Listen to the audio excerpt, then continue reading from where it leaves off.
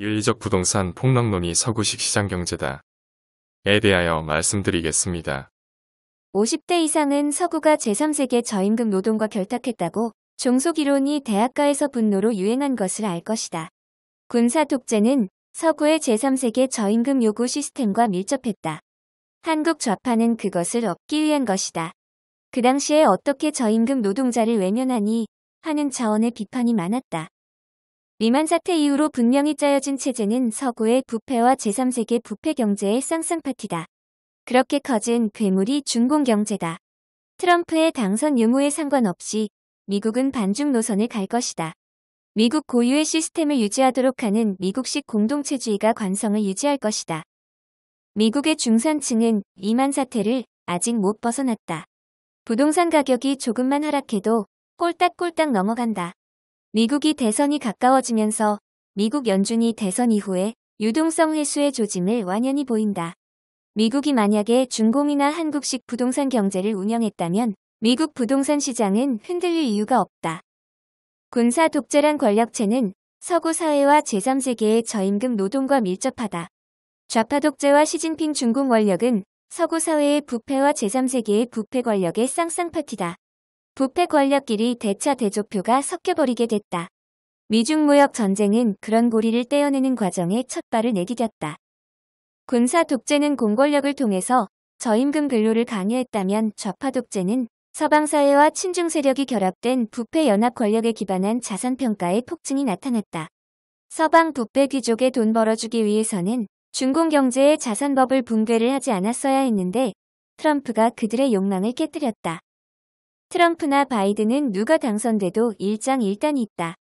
트럼프가 당선되면 트럼프 개인의 경박함으로 좌익 요구가 모두 들어질 가능성이 높다면 바이든 당선이면 볼턴 중심의 네오콘 안보체계는 부활하지만 서구 사회의 부패와 중공의 부패 권력의 결합이 은밀히 재결합되고 한국도 그 연장선에 놓이지 않나 생각된다. 리만 사태 이후에 미국이 전 세계에 보인 잘못된 메시지. 굿 이즈 굿, 배드 이즈 굿 이것은 문제다. 이미 자산가치 폭발 현상에 기인한 대중심리의 문제는 문재양 정권 초기에 똑똑히 보았다. 자산가치를 쭉 올려놓고 거기에 대출 끼고 들어간 이들은 그 체제 질서를 떠받치는 인질이 된 경제 곡선은 유교의 음양이론과 명백히 다른 의미가 있다. 윤리적인 삶의 경제적 실천과 연결돼 있다.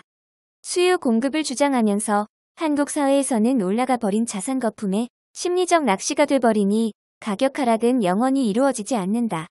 자산 가치는 곧 관료 권력과 밀접하게 연결된다. 기억할 사람은 기억한다.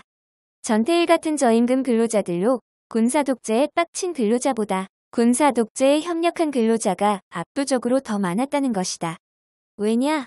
유교 문화권으로 권력에 일탈하는 이들을 손가락질하는 문화를 만들었기 때문이다. 기꺼이 저임금도 감수하고 기본권이 보장 안 되는 시스템을 감수하도록 문화를 통해 강제했다. 좌파 독재는 세금 폭탄으로 까이고 자산시장 폭등으로 가는 중산층 고사 현상에도 문침의 대동신앙으로 이를 정당화하는 추세와 연결된다. 군사정권에 협력했다가 좌파의 줄 바꿔 탄 사람들이 많았다. 김종인, 김원웅 같은 부류가 상당히 많다. 세계체제로서 제3세계의 최악의 근로환경을 외면하는 것과 군사 독재가 연결되는 것이 고쳐지면서 사회가 바뀌었다. 지금은 부패한 사회와 아시아 및 제3세계의 부패 권력과 연결되는 것에 대해서 트럼프 정권의 역사의 기여는 근본적인 반성을 하게 했다는 점이다. 미국이 일정하게 자산시장이 거품이 꺼질지도 모른다. 그러나 그것을 시발로 제3세계 및 그 밖의 영역에서 더 크게 거품이 빠질 것이라고 본다. 유럽 기준으로는 시장경제도 유대인의 것이고 사회주의도 유대인의 것이다. 세계적 수준의 시장경제가 돌아가기 위해서는 중공식 시스템으로 관료가 부동산 자산가치 확대와 대출 유발로 일으킨 관료 중심의 권력의 독재가 없어져야 한다. 그래야 트럼프가 아시아 사회에서 바라는 서구식 호혜 제도가 세계적 수준으로 자리할 수 있을 것이다. 다단계 판매처럼 호구들을 줄 세우며 그에 기반된 자산시장의 버블 유지는 그 유지만큼 민생의 붕괴를 가져온다. 유대인들에게는 희년 문화가 있다.